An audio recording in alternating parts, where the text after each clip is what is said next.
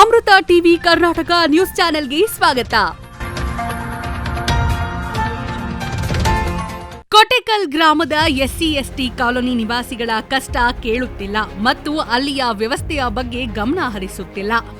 ಕೊಟೆಕಲ್ ಗ್ರಾಮ ಪಂಚಾಯಿತಿ ಪಿಡಿಒ ಅಧಿಕಾರಿಗಳು ಮತ್ತು ಸಂಬಂಧಪಟ್ಟ ಅಧಿಕಾರಿಗಳು. ಹೌದು, ಈ ಒಂದು ಘಟನೆ ಬಾಗಲಕೋಟೆ ಜಿಲ್ಲೆಯ ಗುಳದಗುಡ್ಡ ತಾಲೂಕಿನ ಕೊಟೆಕಲ್ ಎಸ್ಸಿ/ಎಸ್ಟಿ ಕಾಲೋನಿಯಲ್ಲಿ ನಡೆದಿದೆ.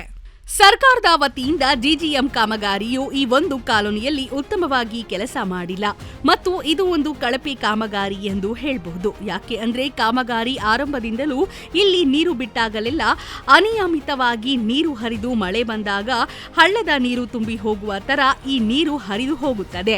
ಇದರಿಂದ ಇಲ್ಲಿ ಇರುವ ನಿವಾಸಿಗಳಿಗೆ ತುಂಬಾ ತೊಂದರೆಯಾಗಿದೆ ಎಂದು ಸಂಬಂಧಪಟ್ಟ ಅಧಿಕಾರಿಗಳು ಕಚೇರಿಗೆ ಹೋಗಿ ವಿಷಯ ಹೇಳಿ ವಿಡಿಯೋ ತೋರಿಸಿದ್ರು ಇದರ ಬಗ್ಗೆ ಗಮನ ಹರಿಸುತ್ತಿಲ್ಲ. ಮತ್ತು ಈ ಒಂದು ಜಿಜಿಎಂ ಕಾಮಗಾರಿ ಮಾಡಿದ ಇಂಜಿನಿಯರ್ ಪತ್ತಂಗಿರವರಿಗೆ ಎಷ್ಟು ಸಲ ಹೇಳಿದ್ರು ಫೋನ್ ಮಾಡಿದ್ರು ರಿಸೀವ್ ಮಾಡುತ್ತಿಲ್ಲ ಮತ್ತು ಪಿಡಿಒ ಅವರು ಸಂಬಂಧಪಟ್ಟ ಅಧಿಕಾರಿಗಳು ಬಂದು ಇಲ್ಲಿಯ ವ್ಯವಸ್ಥೆ ಹೇಗಿದೆ ಎಂದು ನೋಡುತ್ತಿಲ್ಲ. ದಯವಿಟ್ಟು ಈ ಸಮಸ್ಯೆಗೆ ಬೇಗನೆ ಬಗೆಹರಿಸಬೇಕು ಎಂದು ಮಾಧ್ಯಮದ ಮುಂದೆ ತಮ್ಮ ಅಭಿಪ್ರಾಯವನ್ನ ತಿಳಿಸಿದ್ದಾರೆ.